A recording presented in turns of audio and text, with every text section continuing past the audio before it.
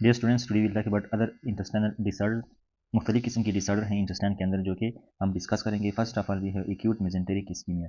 तो यहाँ पर क्या होता है, इस्कीमिया हो जाती है, दैट इज एक्यूट। तो यहाँ पर क्या होता है, critical blockage of intestinal blood flow, यानी इंटेस्टाइन को जो ब्लड जाता है वो क्या होता है, क्रिटिकली ब्लॉक हो जाती है। Often embolic occlusion of superior mesenteric, अक्सर क्या होता है कि दूसरी जगह से एक इम्बुलस, फेट इम्बुलस वगैरह आते हैं और ये अक्लूड करते हैं सुपीरियर मेजेंटेरिक आर्टरी को मोस्ट कॉमनली। तो इसकी वजह से क्या होती है, स्मॉल बाउल की निक्रोसिस हो जाती है, क्योंकि ब्लड वेसल जो है ब्लॉक हो जाता है और इस वजह से ब्लड वेसल जो होते हैं वो सप्लाई नहीं देते इंटेस्टाइन को।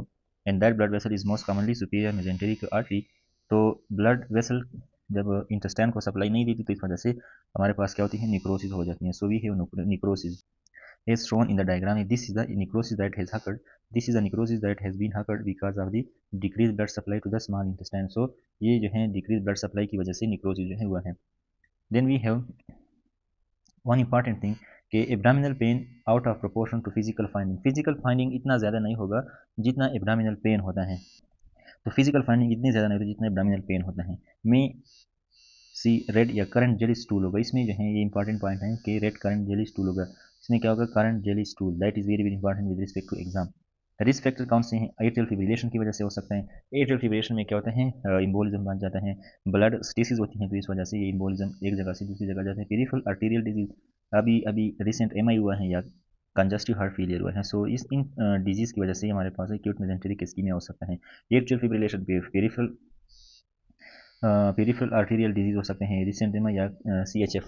तो इनकी वजह से क्या होता है, superior mesenteric artery specifically block हो जाती है। इसमें फिर क्या होता है, एब्डोमिनल पेन बहुत ज़्यादा होता है and that is out of proportion to physical finding. इसका मतलब ये है कि फिजिकल फाइंडिंग इतने ज़्यादा नहीं जितना पेन होता है, यानी पेन इतना ज़्यादा होता है, यानी इतना चेंज नहीं आता है इंटेस्टाइन के अंदर जितना पेन होता है। और यहाँ पर स्टूल में करंट जेली स्टूल जो है हमारे पास होते हैं। Then we have inter in blood vessel problem that is called as angiodysplasia. Angiodysplasia is actually problem inside the blood vessel. और इसमें क्या होता है, टार्टुअस यानी ट्विस्टेड डायलेशन ऑफ वेसल्स, यानी इसमें वेसल जो है डायलेट हुए हो जाते हैं, लेकिन ये डायलेटेशन जो होते हैं वो ट्विस्टेड होते हैं, टार्टुअस होता है। And that result in lower GI bleeding, that haematochezia. क्योंकि यहाँ पर ब्लड वेसल के अंदर प्रॉब्लम होता है तो इसमें हेमाटोचीजिया जो है होता है। और इसकी जो लोकेशन है वो क्या है, right side colon. It is most often found in the right side colon, यानी राइट साइड की तरफ जो है ये ज़्यादा होता है और ये ओल्डर पेशेंट के अंदर ज़्यादा होता है। दिस इज मोर कॉमन या मोस्ट कॉमन जो है, it is more common in older patient. जो ओल्डर पेशेंट होते हैं उसमें जो है ये होता है। तो ओल्डर पेशेंट के जो ब्लड वेसल है वो वीक हो जाते हैं। तो एंजियोडिस्प्लेजिया आपने याद रखना है कि it is more common in older. Diagnosis के लिए हम इसकी क्या कहते हैं, एंजियोग्राफी कहते हैं। So for the diagnosis we do angiography. And इसमें क्या होता है, एसोसिएशन को और डिजीज के होते हैं कि it is associated with end stage renal disease, von Willebrand disease and aortic stenosis. तो ये तीन डिजीज हैं जो एंजियोडिस्प्लेजिया के साथ एसोसिएटेड हैं। So what is angiodysplasia? Angio mean blood vessel, dysplasia mean abnormal. So इसमें क्या होता है, twisted या tortuous dilation of blood vessels, हेमाटोचीजिया होता है और ये क्या है, राइट साइड कोलोन के अंदर ज़्यादा होता है और ओल्डर पेशेंट के अंदर ज़्यादा है। इसकी जो है डायग्नोसिस की हम एंजियोग्राफी करते हैं और ये कुछ डिजीज़ के साथ एसोसिएशन जैसा कि end stage renal disease, von Willebrand disease and aortic stenosis. Then we have chronic mesenteric ischaemia. Chronic mesenteric ischaemia में इसको हम इंटेस्टाइनल एंजाइना भी बोलते हैं। So chronic mesenteric ischaemia is also called as intestinal angina. और यहाँ पर जो है एथेरोस्क्लेरोसिस जो है हो जाती है किसकी, सीलियक आर्टरी की। तो इसमें एथेरोस्क्लेरोसिस ऑफ सीलियक आर्टरी, तो ये एक्यूट नहीं है, एक्यूट ये शॉर्ट फॉर्म की में होता है और शॉर्ट टाइम के लिए होते हैं और किसी और जगह से इम्बोलिज्म होता है। यानी इसमें जो यहाँ पर सुपीरियर मेजेंटेरिक आर्टरी या इंफीरियर सीलियक ट्रंक जो है इसमें अपना मसला नहीं होता, बाहर से जो है कोई इम्बोलिज्म आ जाता है और फिर ये यहाँ पर for short time acute time के लिए ये क्या करता है, प्रॉब्लम काज करता है, ब्लड सप्लाई को डिक्रीज करता है। लेकिन जो क्रोनिक मेजेंटेरिक स्कीम है इसमें ये जो ब्लड वेसल है स्पेसिफिकली जो है सुपीरियर मेजेंटेरिक आर्टरी, यहाँ पे जो सुपीरियर मेजेंटेरिक आर्टरी के हैं मोस्ट कॉमनली जो इफेक्टेड होते हैं इसमें खुद मसला होता है, यानी एथेरोस्क्लेरोसिस होती है यहाँ पे। तो इम्बोलिज्म वगैरह इतना नहीं होता, इसमें अपना मसला होता है आर्टरीज के अंदर। तो डिफरेंस आपने याद रखना है और इस वजह से ये जो होता है क्रोनिक भी होता है, क्योंकि superior mesenteric artery most commonly affected और इंफीरियर मेजेंटेरिक आर्टरी। तो इसमें क्या होता है, सुपीरियर मेजेंटेरिक आर्टरी और इंफीरियर मेजेंटेरिक आर्टरी दोनों जो होते हैं इन्वॉल्व होते हैं। लेकिन हमारे पास क्या होता है, superior mesenteric artery mesenteric artery जो होता है मोस्ट कॉमनली इफेक्टेड होता है, लेकिन इंफीरियर मेजेंटेरिक आर्टरी भी इन्वॉल्व हो सकते हैं और सीलियक आर्टरी भी इन्वॉल्व हो सकते हैं, सीलिक ट्रंक। इंटेस्टाइनल क्या होता है, हाइपोपरफ्यूजन होता है, यानी जो इंटेस्टाइन होता है यानी ब्लड, उसको ब्लड वेसल कम हो जाती हैं, और यहाँ पर जब हम खाना खाते हैं तो खाने के बाद जो होता है हमें एपिगेस्ट्रिक पेन होता है, क्योंकि प्रेशर जो है इंटेस्टाइन के ऊपर ज़्यादा हो जाता है, so post prandial epigastric pain होता है। और इस पेशेंट को food aversion and weight loss होती है, क्योंकि ये लोग जब खाना खाते हैं तो खाने के बाद उसको पेन होता है, तो इस वजह से ये फूड एवर्जन, उसको खाना अच्छा नहीं लगता, एंड वेट लॉस होते हैं क्योंकि वो लोग फिर खाने से परहेज करते हैं। तो that is chronic mesenteric ischaemia. तो एक्यूट और क्रोनिक में फ़र्क ये है, क्रोनिक ज़्यादा टाइम की होता है और उसमें मसला जो होते हैं या celiac artery, superior mesenteric artery या इन्फीरियर मेजेंटेरिक आर्टरी के अंदर होता है। इसमें इंटेस्टाइनल हाइपोपरफ्यूजन होता है, और जब ये लोग खाना खाते हैं तो उनको पेन होता है खाना खाने के बाद, क्योंकि उनके जो इंटेस्टाइन होते हैं उनके ऊपर प्रेशर ज़्यादा हो जाता है। तो इस वजह से ये लोग जो है खाना नहीं खाते, उसको अच्छा लगता, उसको जो है वर्जन हो जाती है, and they hate to eat and this weight loss occur in them. Then we have colonic ischaemia. तो कोलोनिक इस्कीमिया में जो कोलोन होता है, जो लार्ज इंटेस्टाइन होता है, उसमें इस्कीमिया आ जाती है। तो इसमें क्या चीज़ें हो सकती हैं, तो जो भी कोलोन, जब भी कोलोन होता है तो वहाँ पे क्या होता है, जो एब्डोमिनल पेन होता है वो क्रैम्पी होता है। तो जब कोलोन को ब्लड सप्लाई कम जाती है, और इसकी वजह से क्या होती है, जो वाटर शीट एरियाज के ऊपर मोस्टली इफेक्टिव होता है, that cause crampy abdominal pain in is followed by haematochezia. इसके बाद जो है लोअर जे ब्लीड भी होता है, हेमेटोचीजिया। और ये कॉमनली जो है अगर एटो वाटर शेड एरियाज जो, यानी जहाँ पे ब्लड डुअल ब्लड सप्लाई होते हैं, which include splenic flexure and rectosigmoid junction, जिसको हमने पढ़ा हुआ है। और ये टिपिकली इफेक्ट करता है ओडल एडर को, thumb print sign on imaging and due to mucosal oedema and haemorrhage. तो यहाँ पर क्या क्या चीज़ इंपॉर्टेंट है, ये जो वाटर शेड एरियाज हैं यहाँ पे ज़्यादा होती हैं, this is the most common location, ठीक है। यहाँ पर typical affect the old age olders जो होते हैं, बूढ़े लोगों में ज़्यादा होता है, और थंब प्रिंट साइन जो होता है ये उसमें हो जाता है। सो कोलोनिक इस्कीमिया में क्या होता है, क्रैम्पी एब्डोमिनल पेन होता है, crampy abdominal pain which is followed by haematochezia. तो ये 5 चीज़ें इसके अंदर आपने याद रखना है।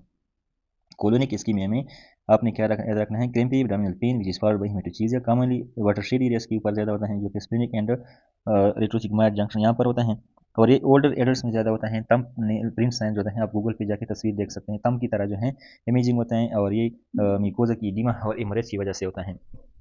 Then we have ileus. तो इलियस में क्या होता है, जो स्मॉल इंटेस्टाइन होते हैं वो पेरिस्टालसिस जो है नहीं करते, इसके मुख्तलिफ काजेज हो सकते हैं। सो इंटेस्टाइनल हाइपोमोटिलिटी विदाउट ऑब्स्ट्रक्शन। तो इलियस में क्या होता है, कोई ऑब्स्ट्रक्शन वगैरह नहीं होता, सिर्फ क्या होता है, इंटेस्टाइन जो होता है उसकी मोटिलिटी कम हो जाती है, हाइपोमोटिलिटी। और इस वजह से इन लोगों का कॉन्स्टिपेशन होता है, क्योंकि स्टूल बाहर नहीं निकलते तो स्टूल जमा हो जाता है, और वो जो है ज़्यादा पानी एब्जॉर्ब करता है तो वो सख्त हो जाता है, क्योंकि स्टूल जो होता है वो ज़्यादा टाइम के लिए जो है इंटेस्टाइन के अंदर रहते हैं।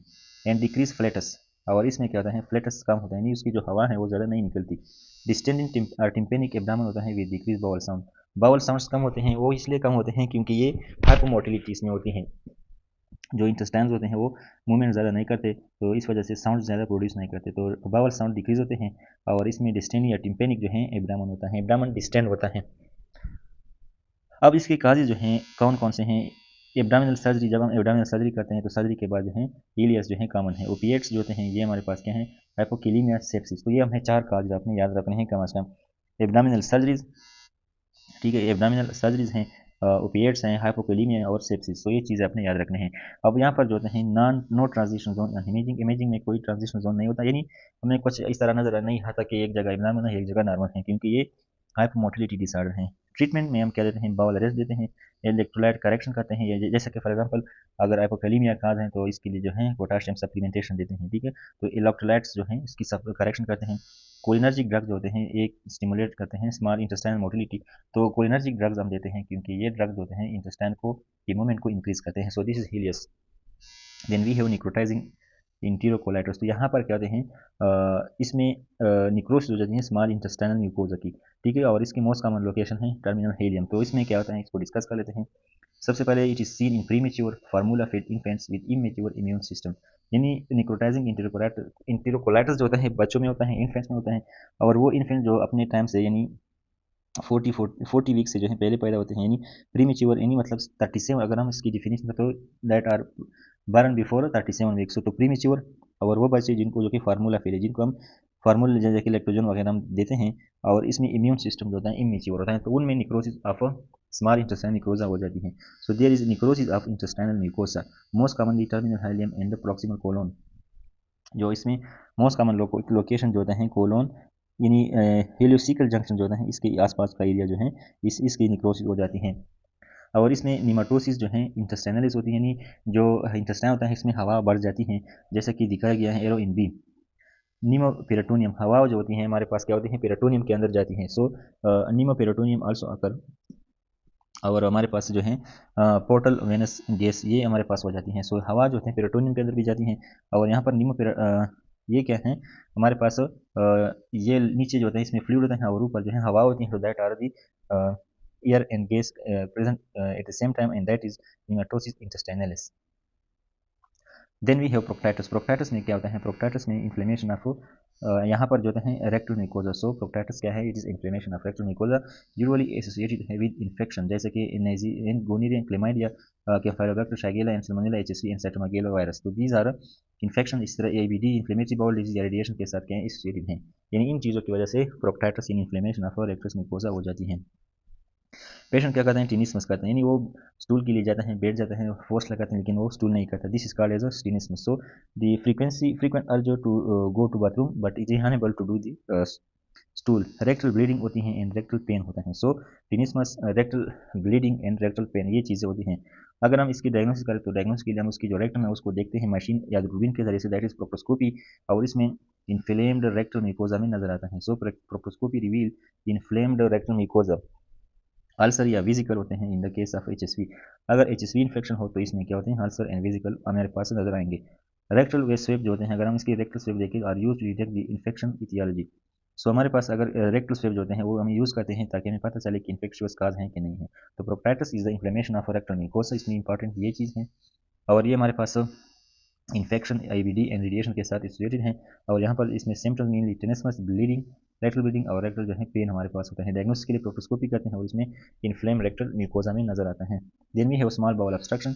स्मॉल बाउल ऑब्स्ट्रक्शन तो किस वजह से स्मॉल बाउल की ऑब्स्ट्रक्शन होती है, तो यहाँ पर क्या होते हैं, नॉर्मल फ्लो होती हैं ऑफ इंटरलिमिनल कंटेंट इज इंटरप्टेड। जो इंटेस्टाइन के अंदर कंटेंट्स जाते हैं वो सही तरीके से नहीं जाते। यानी जब हमें नॉर्मल देख ले तो नॉर्मली क्या होता है, इंटेस्टाइन के अंदर जो कंटेंट्स होते हैं वो नॉर्मली जाते हैं, लेकिन अगर ये इसकी जो मूवमेंट है वो एब्रप्ट हो जाए, इंटरप्ट हो जाए, तो that is called as a small bowel obstruction. इस वजह से fluid accumulation and intestinal dilatation proximal to blockage and intestinal depression distal to the blockage.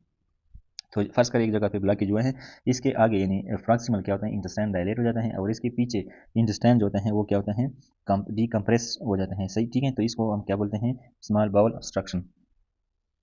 अब इसमें क्या फीचर आएंगे, प्रेजेंट करेगा with abrupt onset of abdominal pain, nausea, vomiting, abdominal distension. अब यहाँ पर कंप्रोमाइज ब्लड फ्लो होती है ड्यू टू एक्सेसिव डायलेटेशन और स्ट्रैंगुलेशन में लीड टू इस्कीमिया, निक्रोसिस या परफोरेशन। ब्लड वेसल की कमी की वजह से यहाँ पर निक्रोसिस, इस्कीमिया, परफोरेशन हो सकती है। Most commonly cause by intraperitoneal हेडेशन। ये हमारे पास जो पेरिटोनियम के अंदर इरेशन होते हैं उसकी वजह से होती हैं। Fibrous brain of scar tissue, tumour की वजह से हो सकती हैं। एंड हर्निया जो होते हैं ये रेयरली इसको काज करते हैं। म्यूकोनियम प्लग इन द न्यूबॉर्न, जब म्यूकोनियम जो है स्टूल जो होते हैं इसके अंदर बन जाए तो इस वजह से स्मॉल बाउल इसकी ऑब्स्ट्रक्शन हो जाती है।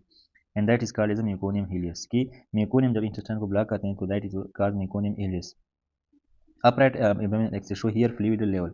अगर हम इसकी सीधा पेशेंट को सीधा करके इसकी एक्सरे लेते तो इसके हमारे पास ईयर फ्लूइड लेवल जो है यहाँ पर मौजूद होते हैं, जिस तरह यहाँ पे ईयर और फ्लूइड जो है मौजूद हैं। अब यहाँ पे क्या होता है, मैनेजमेंट इसकी अगर हम कर ले तो इसमें गेस्ट्रो इंटेस्टाइनल डिकम्प्रेशन करते हैं, यानी जेटी की जो गैस वगैरह उसको निकालते हैं, वॉल्यूम देते हैं एंड फ्लूइड देते हैं, ठीक है, एंड बाउल रेट देते हैं।